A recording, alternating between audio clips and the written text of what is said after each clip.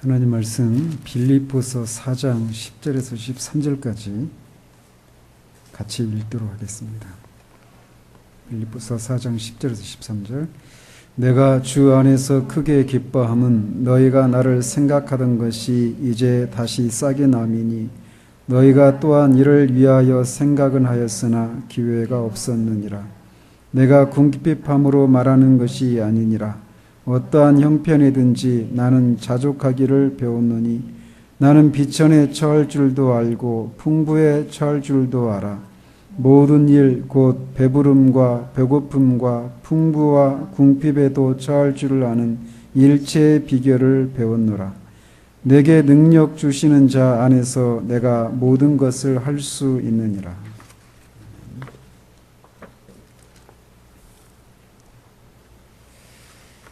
지난주에는 그리스도인들이 그리스도께서 선생님으로 계시는 학교에서 모든 환경 속에서 자족하는 법을 배우기 위해서 배우는 과목들이 무엇인지에 대해서 살펴보았습니다.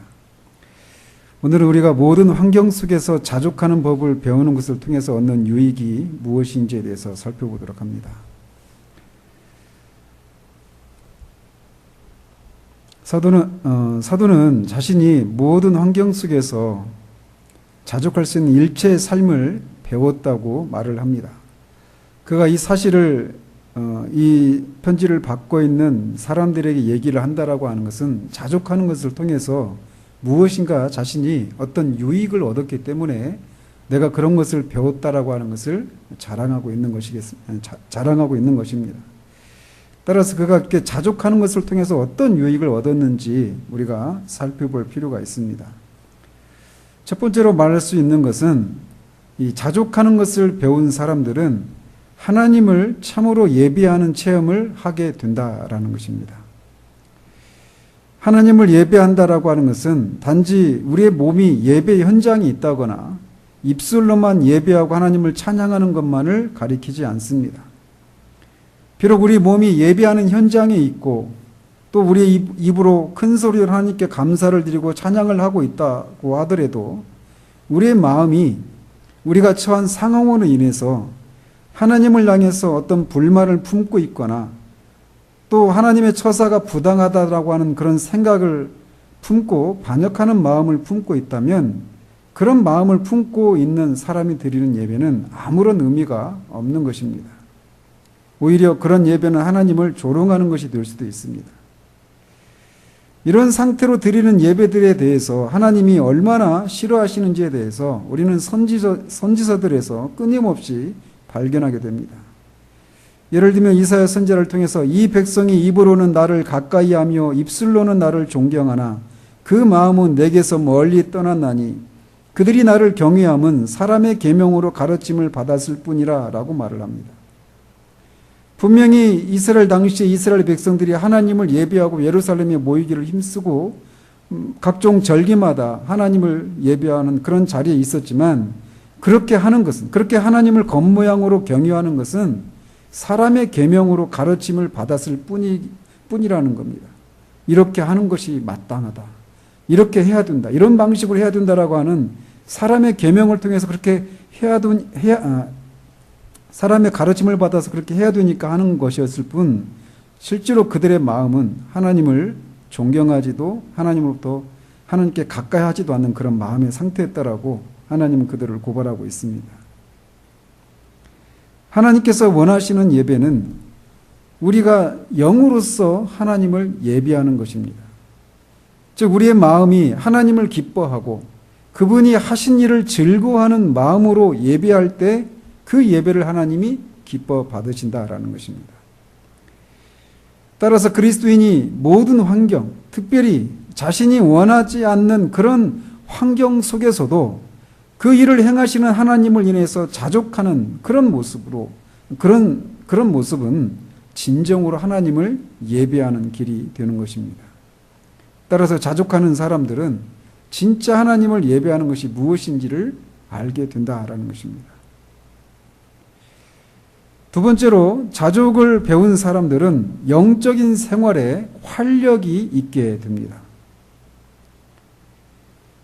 그리스도인이 어떤 환경 속에서도 자족할 수 있는 것은 하나님께서 자신의 삶을 포함한 모든 것을 섭리하시고 그 모든 것을 통해서 선을 이루시는 분이라고 하는 믿음을 가질 때 자족할 수 있는 것입니다.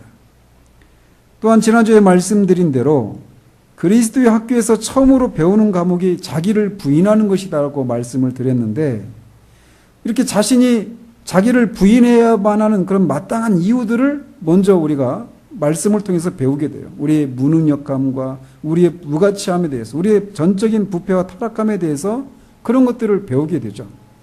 그것을 배운 사람들에게서 나타나는 자연스러운 모습은 겸손함입니다. 따라서 자족한다라고 하는 것은 그 사람이 자신의 그 상태를 알고 겸손한 상태에 있기 때문에 오히려 어떤 고난이 닥칠 때 이런 나에게 어떻게 이렇게 과분한 대접을 하시는가라고 하는 그런 마음을 품고 자족할 수 있게 된다는 것이죠. 그렇기 때문에 자족은 우리가 겸손한 상태에 있을 때 기대할 수 있는 그런 것입니다. 이렇게 자족을 배울 때 우리는 믿음이라고 하는 것, 또 겸손함이라고 하는 것, 이런 영적인 생활에 그런 활력이 있게 된다라는 것이에요. 또한 하나님께서 악을 통해서도 선을 이끌어내시는 것에 있어서 가장 완전한 지혜를 소유하신 분이라는 사실에서, 그 사실에서 소망을 품을 때 자족할 수 있는 것입니다. 따라서 자족하는 그 현장 속에서는 소망이라고 하는 그런 요소가 힘있게 작용하고 있다라는 것이죠. 그리고 그런 소망을 품을 때 우리는 인내할 수 있는 것입니다. 욥처럼 그가 나를 단련하신 후에는 내가 정금같이 나오리라 라고 이렇게 고백했던 것처럼, 자신이 처한 고난이 우리 자신을 더 순결하고 온전한 사람으로 빚을 것이라고 하는 소망 중에 우리는 인내할 수 있는 것이에요. 있는 거라는 거죠. 그렇기 때문에 소망 중에 인내하면서 자족할 수 있는 것입니다. 따라서 한 사람이 모든 상황 속에서 자족할 수 있다라고 하는 것은 믿음이나 겸손이나 소망이나 인내, 이런 것들과 같은 영적인 능력들을 활용하는 것을 말하기도 하는 겁니다. 하나님의 창조의 목적은 하나님 나라를 건설하시는 것입니다. 그리고 그 나라는 하나님의 이름으로 일컬어지기에 부족함이 없는 백성들로 구성된 나라입니다. 여러 번 말씀드리지만 우리를 향한 하나님의 목적은 우리의 존재가 하나님의 나라에 합당하고 그분의 이름으로 일컬어지기에 부족함이 없는 사람들이 되는 것에 있습니다. 이 모습을 여러 가지로 묘사할 수 있습니다. 점이나 흠이나 티나 주름잡이 것이 없는 그런 모습이다라고도 말할 수 있고, 예수 그리스도의 형상을 닮은 것이다라고 말할 수도 있고, 성령의 열매가 풍성하게 맺힌 상태다라고도 말할 수 있습니다. 하나님은 우리를 이런 사람이 되도록 하는 것에 관심이 있으신 분이셔요. 따라서 하나님께서는 자기 백성들의 삶 속에서 성령의 열매가 자라나는 것을 보기 원하십니다. 그런데 하나님께서 한 사람을 이런 사람으로 빚으시는 과정 속에서 때로는 고난을 허락하시기도 한다라는 거예요. 그런데 그렇게 고통스러운 상황 속에서도 방금 말씀드린 대로 믿음과 소망과 인내와 겸손과 같은 그런 영적인 능력을 발휘하면서 자족하는 모습을 드러낼 때, 그것을 지켜보는 불신자들은 신자들의 삶에 드러난 그런 영적인 능력을 보게 된다라는 것입니다. 따라서 우리가 모든 상황 속에서 자족하는 것은 우리 자신이 영적인 생활에서 여러 가지 활력을 경험하게 되는 그런 유익을 누릴 수 있게 된다라는 거예요. 자족할 때 우리의 믿음이, 우리의 소망 중에 인내하는 것이 겸손함, 이런 영적인 그런 활력들이 우리에게 더 이렇게 힘있게 작용하는 그런 유익을 얻을 수 있다라는 것입니다. 세 번째로 우리가 자족하는 법을 배워서 자족을 할 때 우리가 얻게 되는 유익은 하나님께서 영광을 받으신다라는 겁니다. 하나님이 영광을 받으시는 것이 왜 우리에게 유익일까요? 우리가 영광을 받는 것이 우리에게 유익이 아니고 하나님이 영광을 받으시는 것이 왜 우리에게 유익이라고 말씀을 드릴까요? 그것은 하나님이 영광을 받는 것, 하나님이 영광을 받으시는 것을 보는 것, 그것이 우리의 진정한 그리스도인의 진정한 소망이기 때문에 그렇습니다. 우리가 사랑하는 사람이, 우리가 아끼는 사람이 잘 되어지고 그가 그의 존재에 합당한 그런 대우를 받는 것, 사랑을 받는 것, 그런 것을 볼 때 우리가 행복함을 느끼는 것, 그것이 우리의 유익이잖아요. 마찬가지로 하나님이 영광을 받으시는 것이 우리의 유익이라는 것입니다. 그런데 우리가 자족할 때 하나님께서 영광을 받으신다라는 거예요. 우리가 보는 이 자연 만물은 하나님의 영광을 드러내는 통로입니다. 그래서 시편 19편 1절에 하늘이 하나님의 영광을 선포하고 궁창이 그의 손으로 하시는 일을 나타내는도다라고 선포합니다. 자연은 하나님의 영광을 드러내는 통로예요. 그렇지만 자연이 하나님의 영광을 선포하고 있다라고 하는 것은 자연 자체가 그것을 아는 게 아닙니다. 그렇게 하고 있다라고 하는 것을 도덕적인 존재들인 우리들이 그것을 해석하는 것으로 그것이 가능해지는 것이죠.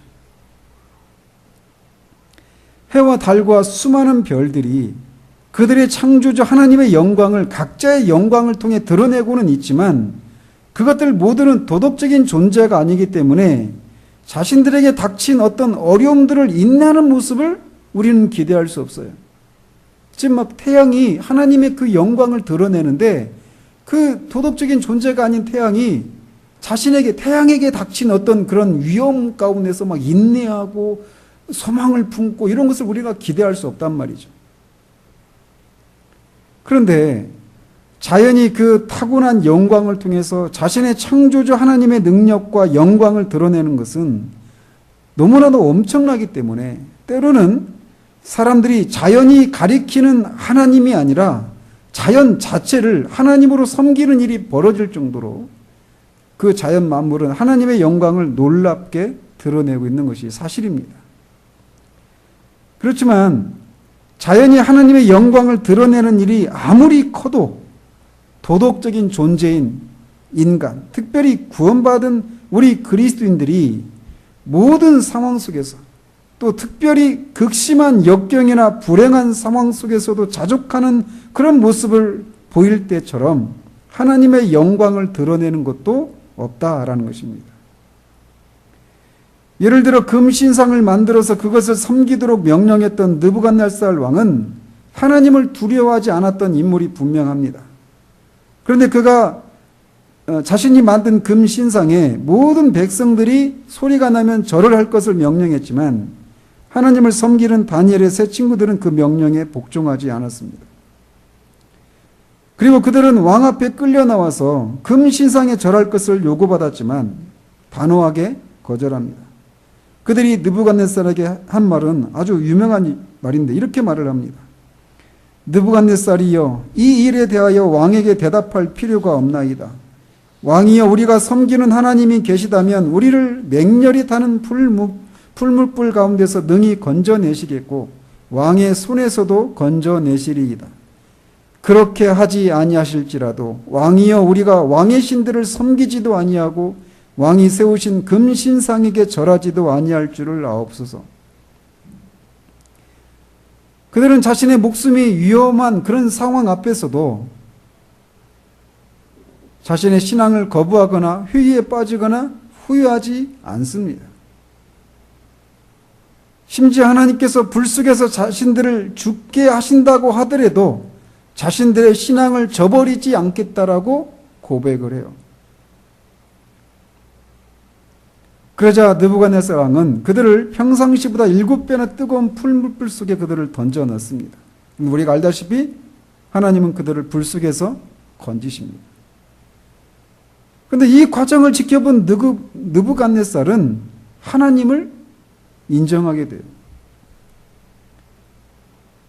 그들은 목숨의 위협을 받고 있는 그런 상황 속에서도 불행해하거나 휴의에 빠지거나 원망하지 않고 오히려 자신의 그 처지를 자족하고 있는 것입니다. 심지어 하나님이 자신을 죽게 내버려 두신다 하더라도 그것으로 좋다라고 하는 그런 신앙을, 놀라운 신앙을 보여주고 있어요. 이처럼 고난 가운데서도 기뻐하는 신자들을 볼 때 불신자들은 하나님의 능력을 믿게 됩니다. 여러분이 그 순교사화나 이런 것들을 읽어보시면 핍박을 받을 때, 그리스도인들이 예수를 믿는 신앙 때문에 핍박을 받을 때 로마 제국 하에서 콜로세움이라고 하죠. 거기에 사자의 밥으로 막 던져지고 하는 그런 일들을 했습니다. 그리고 그런 것을 지켜보면서 사람들이 막 환호하고 그랬어요. 근데 한 사람을 던져서 사람들을 막 이렇게 몰아놓고 사자가 막 몰려올 때 그리스도인들이 그 안에서 엄마가 아이들을 뒤로 하게 하고 자신이 먼저 물리고 그렇게 하면서 그런 모습을 보면서 사람들이 막 죽어가는 거예요. 근데 그렇게 죽을 때마다 그들이 결코 자신의 신앙을 후회하거나 두려워하지 않습니다. 그리고 막 환호하죠. 그런 모습을 보면서 피에 굶주렸던 로마의 시민들이. 근데 또 그런 일을 합니다. 그런데 또 그들이 죽음 앞에서 두려워하지 않아요. 또 환호하죠. 근데 그 일을 계속 반복하는 거예요. 근데 그럴 때마다 그리스도인들이 자신의 신앙을 포기하지 않는 거예요. 죽음 앞에서도 두려워하지 않는 겁니다. 그런 모습을 지켜봤던 사람들이 두려움을 느끼는 거예요. 저들 안에 뭐가 있는가? 고난 가운데서 자족하고 기뻐하는 그런 신자들의 모습처럼 불신자들로 하여금 하나님의 능력을 믿게 하는 놀라운 그런 것이 없다라고 할 수 있어요. 따라서 그리스도인이 고난 가운데서도 자족할 수 있는 것은 하나님께 영광을 돌리는 행위인 것입니다. 네 번째로 우리가 자족하는 것을 배워서 얻을 수 있는 유익은 하나님께서 우리에게 더 큰 자비를 베푸신다라는 겁니다. 우리가 세상 가운데서 하나님의 은혜를 나타내기를 원한다라면 우리는 잠잠히 자족하는 마음을 가져야 합니다. 때로는 어린아이들이 자신이 원하는 것을 부모에게 막 요구했는데 잘 그를 구해주지 않을 때 막 소리를 지르고 막 난리를 치는 경우들이 있습니다. 근데 지혜로운 부모들은 종종 그 아이가 소리칠 때 막 기다리지 못하고 바로 주는 것이 아니라 그가 잠잠해질 때까지 기다렸다가 그가 원하는 것을 주는 경우들이 있습니다.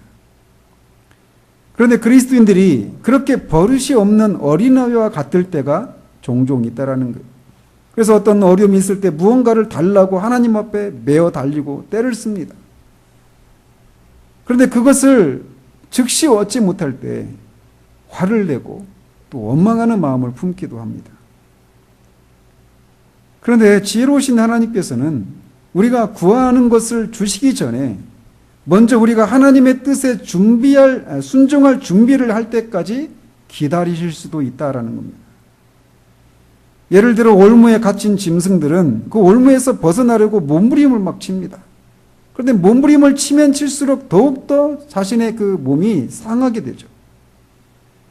따라서 올무에 걸린 짐승이 빠져나오기 위해서는 잠잠히 기다려야 돼요. 마찬가지로 잠잠히 기다려서 누군가가 선한 올무를 놓은 사람이 풀어줄 리는 없겠지만 누군가가 그것을 보고 불쌍히 여기는 사람이 풀어줘야만 풀려날 수 있는 것이죠. 마찬가지로 우리가 겪고 있는 어떤 어려움 속에서 종종 우리는 그것에서 벗어나기 위해서 몸부림을 치며 부르짖어야 할 때도 있습니다.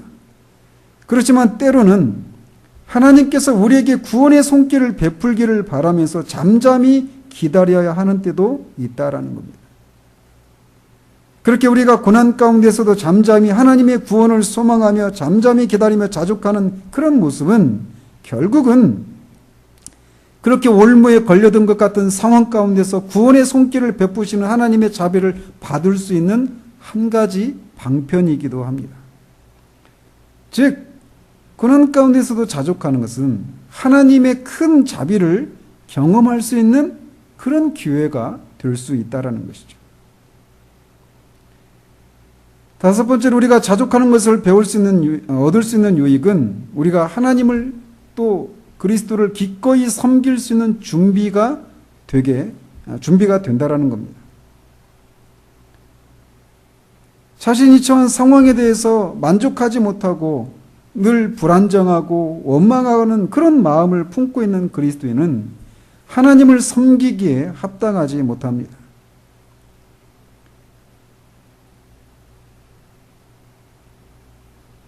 그래서 성령께서 그들의 심령을 잠잠하게 만들어 주셔야만 하나님을 위해 일할 수 있게 됩니다. 모든 그리스도인은 모두가 하나님을 섬겨야 한다라고 하는 생각을 가져야 합니다. 즉, 어떤 지도자들이나 자기보다 훨씬 더 자격이 있다고 생각되는 사람들만 하나님을 섬길 수 있다라고 생각해서는 안 돼요. 그런데 어떤 사람들은 하나님을 섬기고 싶지만 자신은 아주 평범한 사람이기 때문에 하나님께서 자신 같은 사람을 세워서 쓰시지 않을 것이라고 하는 그런 생각을 합니다. 저도 구원받은 이후에 막 하나님을 섬기고 싶은데 가만히 돌아보니까 제가 하나님을 섬길 수 있는 어떤 그런 재주, 은사 이런 것이 하나도 없는 것처럼 보였어요. 그러다가 만났던 말씀이 마태복음 25장의 양과 염소의 비유였습니다.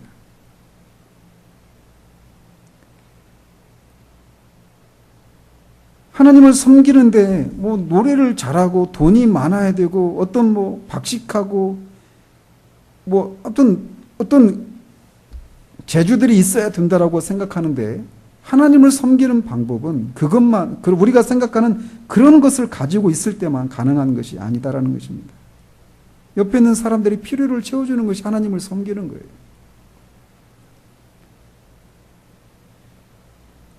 그런데 어떤 사람들은 자신은 그런 특별한 재주가 없으니까 하나님이 자신을 섬기는 데 쓰시지 않을 거라고 생각한다는 것이죠.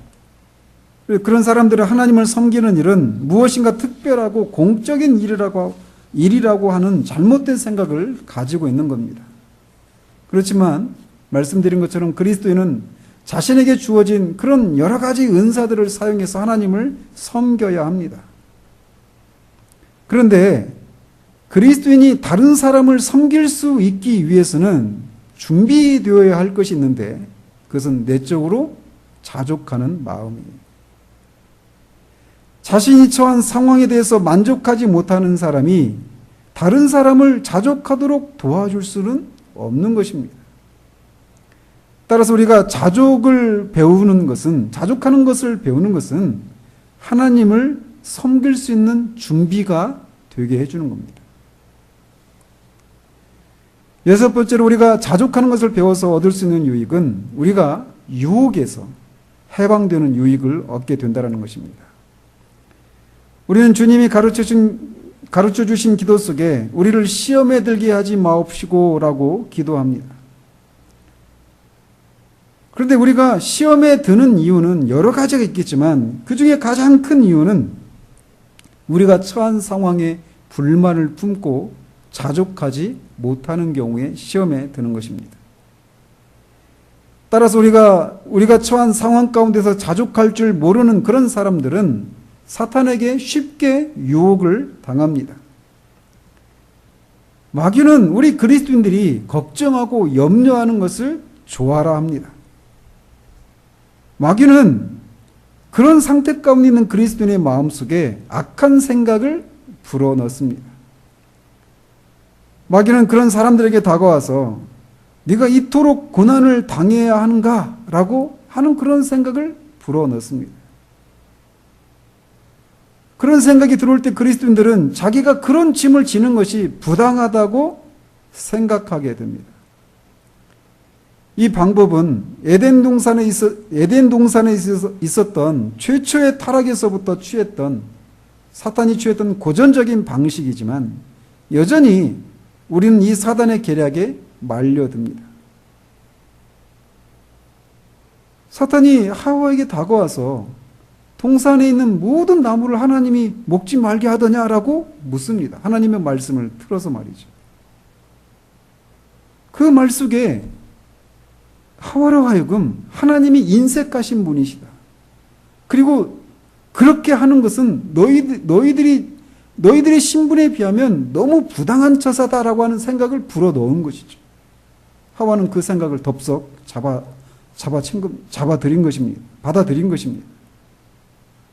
하나님이 너희에게 그렇게 하신 것은 너희의 눈이 밝아져서 하나님과 같이 되려고 하는 것을 싫어하기 때문이다라고 하는 말을 하는 것이죠.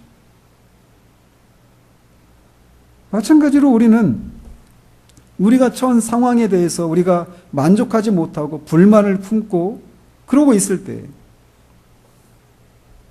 너는 지금보다 더 나은 삶을 살 수 있는 사람이다.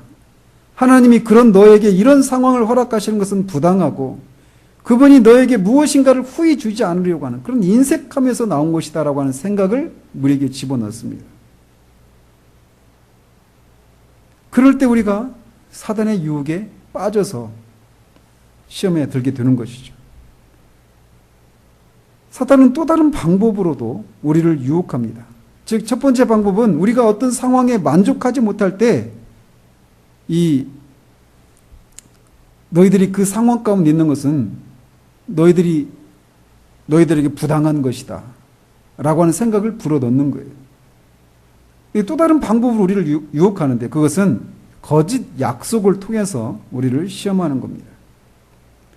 그래서 우리가 가난으로 인해서 우리가 어떤 시험에 들려고 하는 그런 상황 가운데 있을 때 마귀는 우리에게 돈을 약속합니다. 또 우리가 부당한 대우를 받고 있으면 마귀는 복수를 약속합니다. 그렇지만 그리스도인들이 자족하고 있다라면 사단은 거짓 약속으로 그들을 유혹할 수 없습니다. 따라서 가난이라고 하는 시험을 통과하고 있는데도 그 상황에서 그리스도인이 자족하고 있을 때 사단이 와서 내가 너를 부자가 되게 해주겠다라고 하는 그런 시험을 할 때 이미 자신은 지금의 상황에 만족한다라고 말하기 때문에 사탄의 계획은 실패하고 마는 겁니다.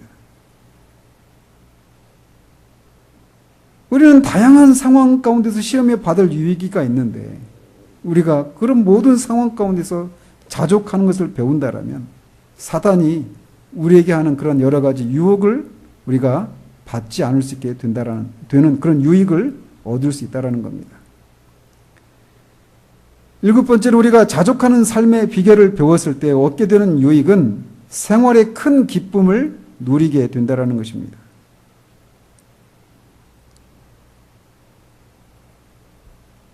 우리는 종종 많은 것을 소유해야 더 행복하다라고 하는 생각을 갖곤 합니다. 그렇지만 종종 많은 소유를 갖지 못한 사람이 부자보다 더 행복하게 사는 경우가 많습니다. 자족하는 법을 배운 사람은 자신이 실제로 소유하고 있지 않은 많은 일들 속에서도 행복을 발견합니다.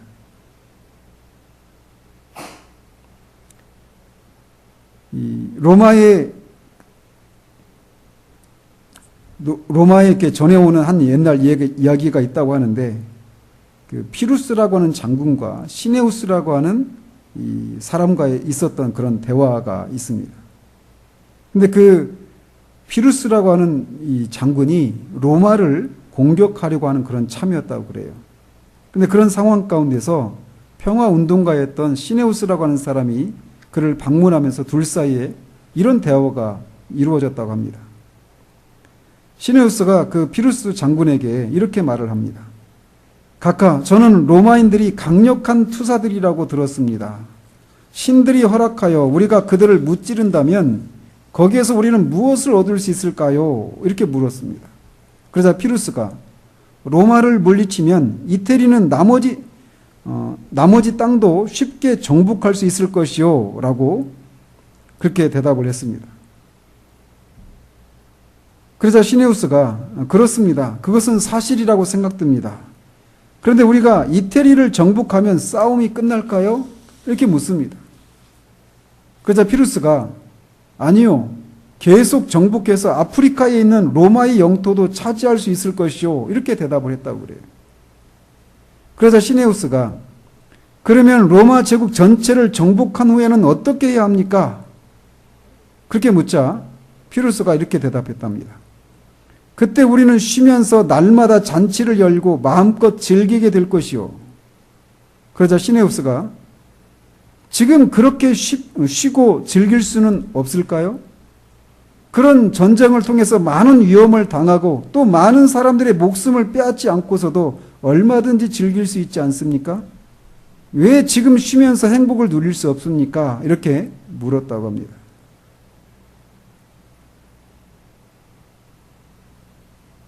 많은 것을 이렇게 전쟁과 많은 대가를 치르고 나서야 쉬고 행복을 누릴 수 있다라고 생각한다는 것이죠. 그러나 그런 대가를 치르지 않고서도 지금이라도 쉬면서 행복을 누릴 수 있지 않느냐 이렇게 말하는 것이죠.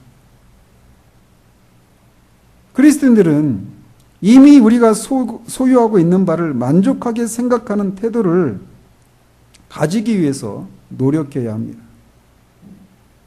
이것이 뒤에서도 더 상세하게 살피겠지만 이것이 우리가 자족할 수 있는 한 가지 열쇠입니다. 더욱이 어려운 환경 속에서 자족하는 것은 하나님께 영광을 돌리는 일이라고 앞에서도 말씀드렸어요. 땅 위에서 끊임없이 고난을 당하면서도 하나님의 뜻에 자족하는 신자들은 하나님을 크게 영화롭게 하는 것입니다. 이렇게 고난 가운데서도 하나님의 뜻에 순종하며 자족하는 방식으로 하나님을 영화롭게 하는 이 일은 하늘나라에서는 가능하지 않은 일입니다. 오직 이 땅에서만 가능한 일이에요. 하늘나라의 성도들과 천사들도 하나님께 영원토록 영광을 돌리지만 지금 여기 이 땅 위에서 있는 신자들처럼 시험을 당하지 않습니다. 그들은 고난을 당하지 않습니다. 고난 가운데서 하나님께 자족하는 것을 통해서 하나님께 영광을 돌리는 것은 오직 이 땅에 살고 있는 그리스도인들에게만 가능한 일이에요. 그리고 그것은 하나님께 훨씬 더 큰 기쁨이 된다라는 겁니다.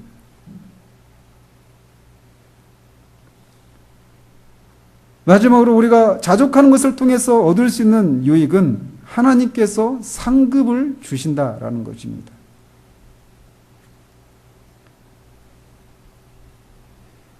우리가 비록 많은 것을 소유하고 있지 않음에도 불구하고 자족한다면 하나님은 그런 속에서 하는 순종을 보시고 우리들을 귀하게 여기실 것입니다.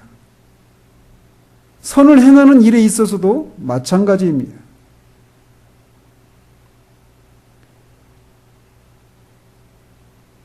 하나님이 우리에게 상급을 베푸시는 것에 대해서 우리가 기억해야 될 것이 있습니다.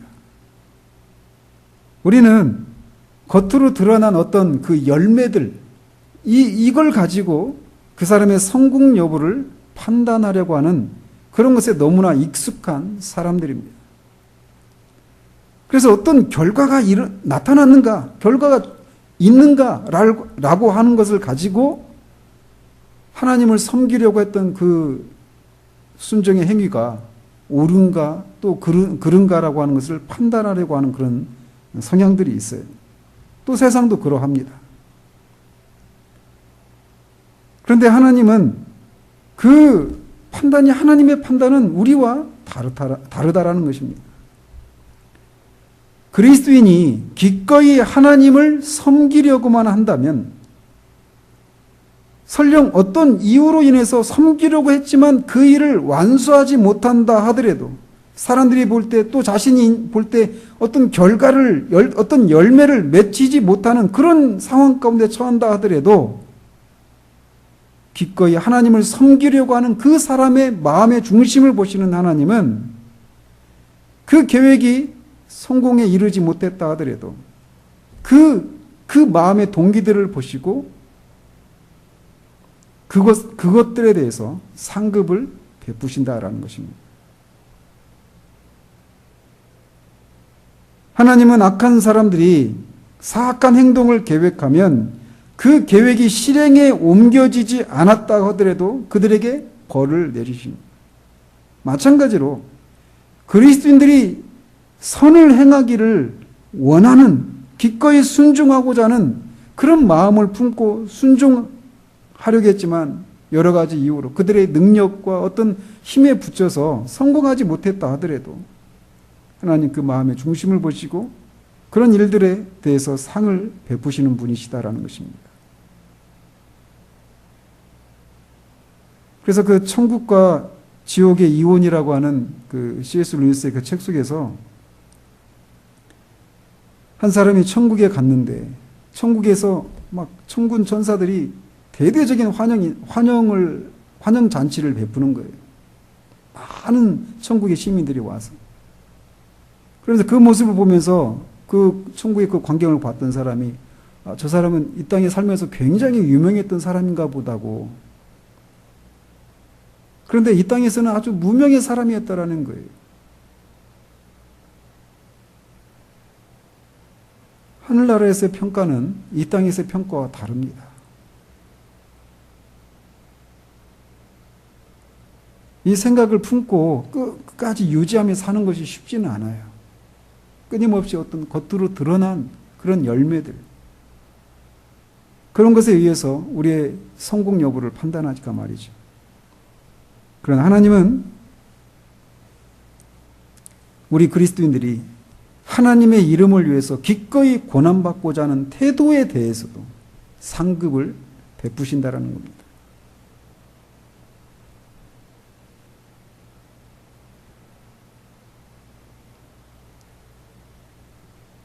그러므로 자족이라고 하는 것, 이것은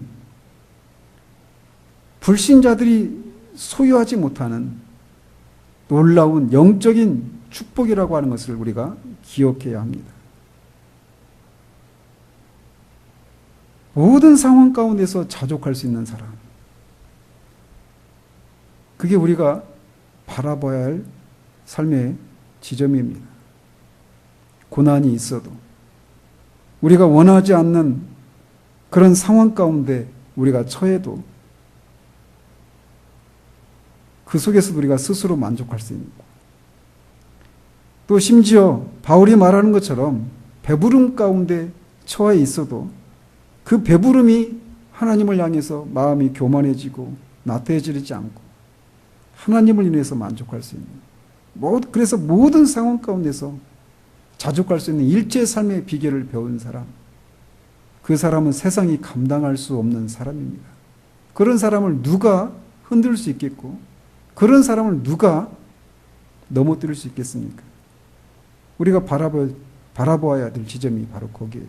하나님 지금도 우리를 그런 사람으로 빚으시기 위해서 우리의 상황을 지금도 섭리하고 주관하고 계십니다. 그런 시각으로 우리의 삶의 상황들을 바라볼 수 있어서 우리가 정말 지금, 나중이 아니라 지금 자족할 수 있는 사람들이 되어지기를 우리 주님 이름으로 축원드립니다. 기도하겠습니다.